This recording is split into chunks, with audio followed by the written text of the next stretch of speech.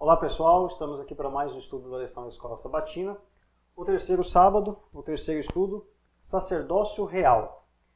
Eu gostaria de começar aqui, Eduardo, lendo o verso para memorizar, porque eu acho que ele já vai responder uma pergunta que a lição semana passada deixou em pé. Sim, sem dúvida. O verso diz o seguinte, está em 1 Pedro 2:9.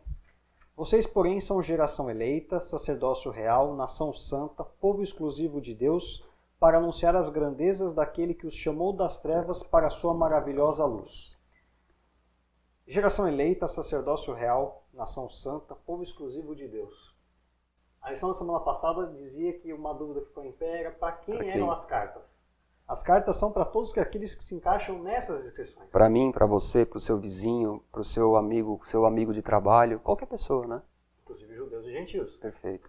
Que era a grande pergunta, judeus, gentios, ambos? Não, todos eles e nós, como você falou. Sim. Também.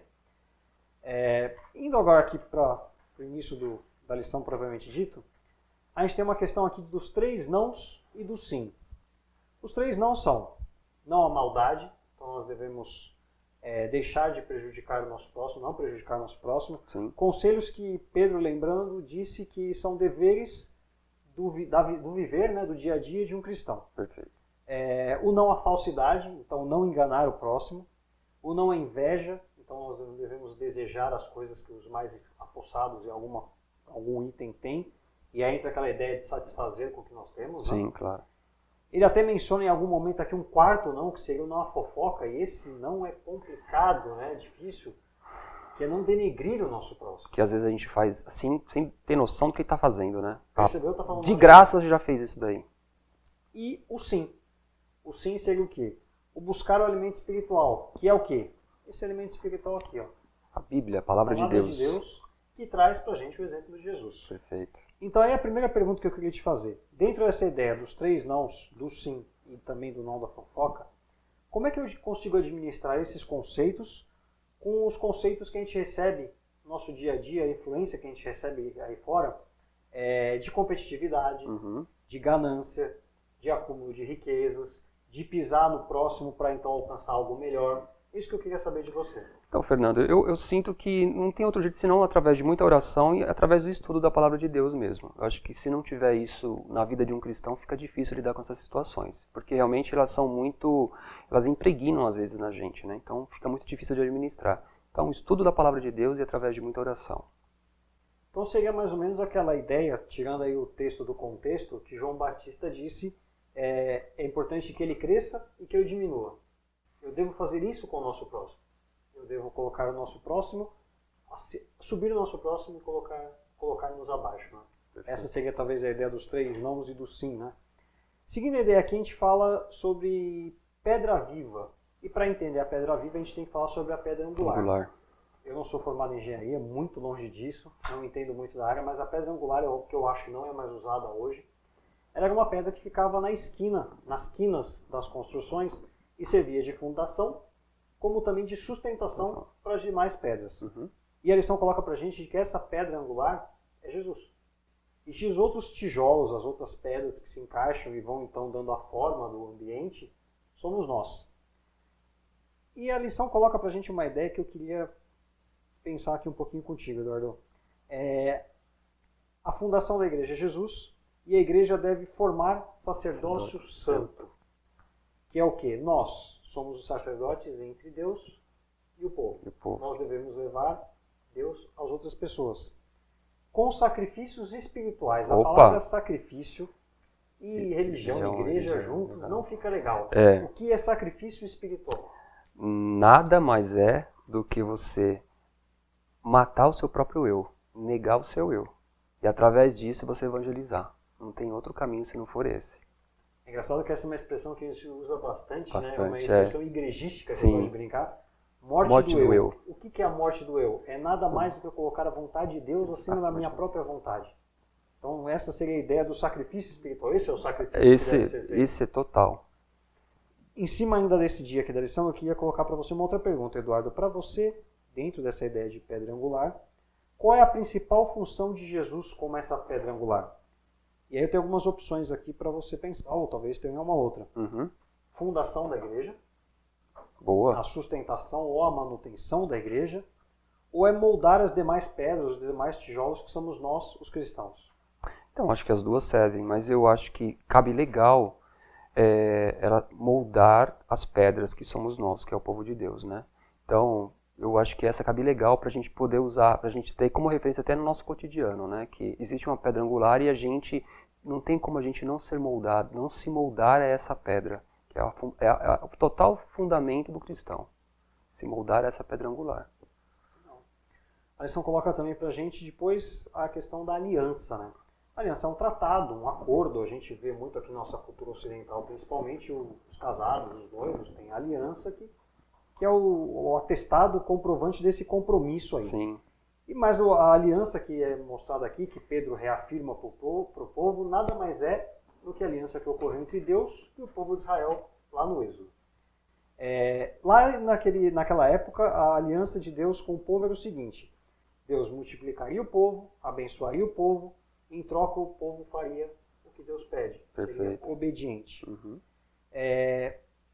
Dentro dessa ideia de aliança, qual é a característica para você mais importante na nossa aliança com Deus? É o meu dever de andar como Ele pede, a obediência? Sim. Que o fato dessa aliança ser imutável, inquebrável, como Deus é imutável? Sim. São os 10 mandamentos, seriam um lembrete dessa aliança? Ou são as bênçãos que estão condicionadas à não quebra da aliança? Porque é interessante a gente não misturar as duas coisas. A aliança é uma coisa, salvação é outra.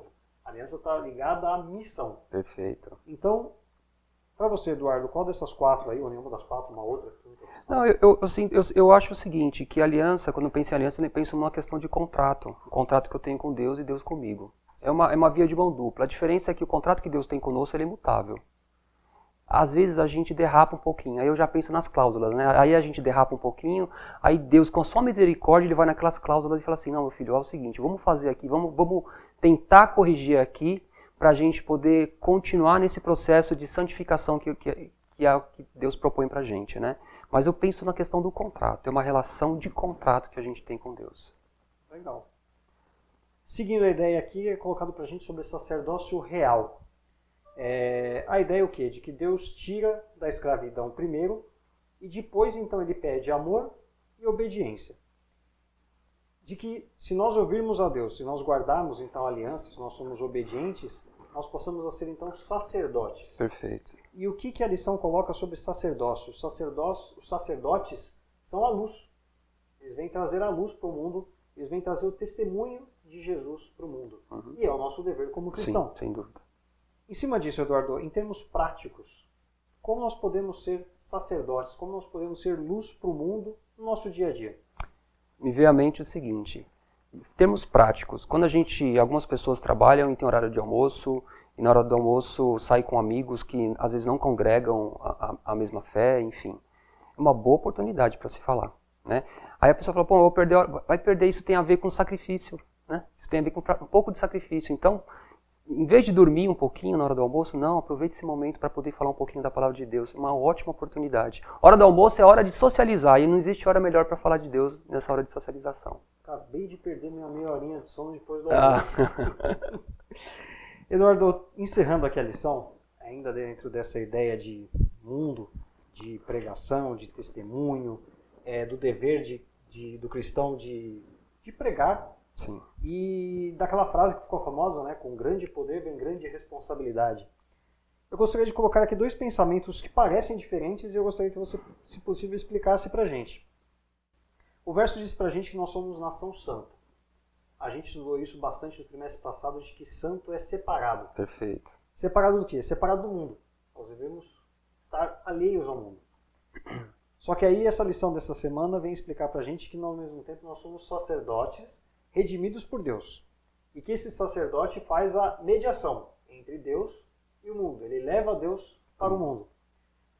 Como então nós devemos alcançar, pregar ou testemunhar de Jesus para essas pessoas? Como então que eu consigo conciliar isso? Ou melhor, que conselho você daria aos jovens para conciliar essas 2 tarefas? Separados do mundo, mas alcançar o mundo.